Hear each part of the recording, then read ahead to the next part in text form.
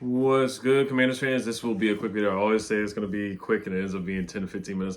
But this one really will be like 5 to 8 minutes because I don't have a lot of time myself.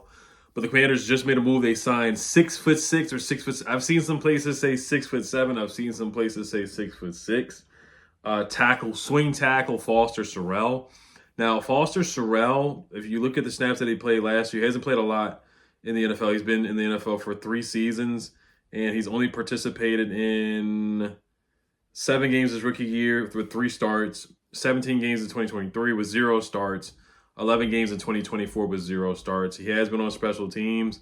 16% of his snaps were special teams in 2024. 15% of his snaps were special teams in 2023, and then 7% of his snaps in 2022, his rookie season, were special team snaps. But he has played right tackle, left tackle. I'll call it a positional pivot. I'm looking at PFF. They call it positional pivot.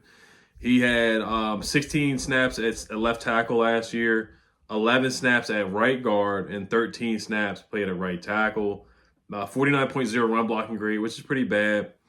Pass blocking grade 59.2, which is 85th out of 141 tackles. 53.0 overall grade, which is lower tier in the NFL. He only played 40 snaps anyway, so he didn't play a lot of snaps. He's more of a depth guy. Let's see if he does make the roster. 322 pounds, 26 years old. He is a big fella for sure.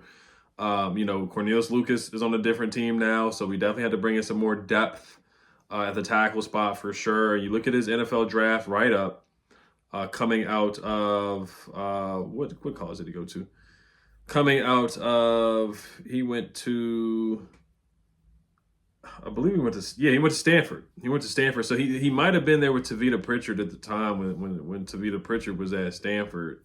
So there might be some overlap there and a little bit of familiarity. But if you do, I know it's preseason, but there's some stats. So actually, he did play in a game against the Raiders on January 6th. He had a 59.0 PFF grade. He gave up 0 sacks and 0 pressure. So for the time that he was in there, he did a good job holding it down for Justin Herbert in that game against the Raiders. So that's something good there. Also in a preseason game, August 21st, 2022, pressures allowed. He only had 1, and it was 38 snaps that he played. He only gave up 1 pressure. So there's some stats to go off, a couple numbers in here. And there's also a write-up that says, Daniel Popper says, one example of how offensive lineman Foster Sorrell has flashed at guard in the preseason. Shows some real power here to finish off the double team. I have Sorrell as offensive lineman number 9 on my 53-man projection. He also was a 5-star recruit coming out of high school, undrafted free agent, coming into the league. But yeah, week 2 of preseason at right tackle compared to a more up-and-down performance at left tackle in week 1. This is what Brandon Thorne had to say about Foster Sorrell. He said he was thrown into the fire last year in his first career action, faced Nick Bosa, Max Crosby, and Jacob Phillips in 3 starts, but looks to have upside as a swing tackle for the Los Angeles Chargers. That was a write-up by Brandon Thorne in 2023. So that's all the information I can really find for Foster Sorrell.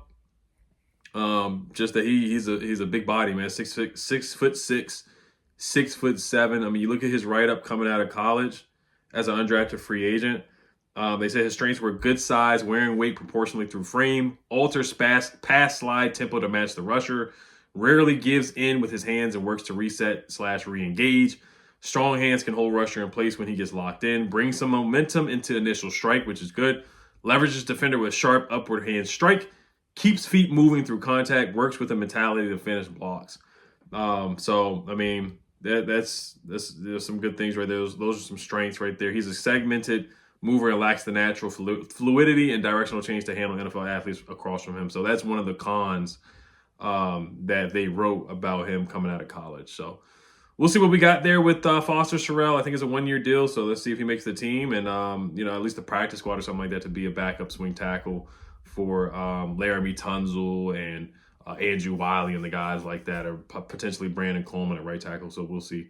That is the write-up on Foster Sorrell. So also they did host Oluwafemi Dafu. I'm sorry if I'm mispronouncing his name, from UCLA. 6'3" edge rusher. He was a linebacker converted to an edge rusher. Now, Todd McShay was just ranting and raving about him at the Senior Bowl. Like, he really blew up at the Senior Bowl. A lot of people like him at the Senior Bowl. He had 4.5 sacks on the season. He did have an interception when he was a linebacker, I want to say his junior year or sophomore year. Just looking at some of his stats. Now, he had 2 sacks against Iowa in a win where they won 20-17, had a half a sack against Rutgers, 1 sack against Penn State, and then 1 sack against USC. Now, he is an athlete. He can cover a little bit here and there too, which is solid. So his athleticism score was a 75, even though he didn't really test well because he was injured during the combine. His total score was a 70. And like I said, the write-up for him was strength, starting experience at off-ball linebacker and on the edge, dense and balanced through contact to maintain his charge. Now, Dan Quinn, Lance Newmark, they were at his pro day yesterday. So there definitely is some interest. Tony Pauline is the one that came up with the report that they're inviting him for a top 30 visit. Now, he's projected to be a second-round pick, potentially a third-round pick. I see some people have him in the 4th or 5th round as well, just because he's more of a, I'm not going to say a project, but he's been a linebacker for 3 years, and then he converted to edge. And Todd McShay said he looks like a natural, though. People love his athleticism, his motor. People loved him at the Senior Bowl when he popped, and he did really, really well at the Senior Bowl. And Tony Pauline wrote this well, too. He said, several Bruins performed well Monday, but once again, I'll just call him Femi. Stood out, coming off with a terrific performance at the Senior Bowl and a solid showing at the Combine. Femi focused primarily on position drills as he's been struggling with a calf strain and has not been able to properly train for the testing events. He was run through hoop drills and pass rush drills as well as off-ball linebacker drills and looked as good as one can stacking against the run. Femi was a middle/inside linebacker for UCLA before moving to the edge rushing spot this season. He also says that he boosted his stock right now. He's projected as an early second-round choice, but don't count Femi ending up in the late part of round 1. The Commanders' contingent was on hand specifically to watch Femi, and a trip to Washington is one of the 10 official 30 visits presently on his calendar.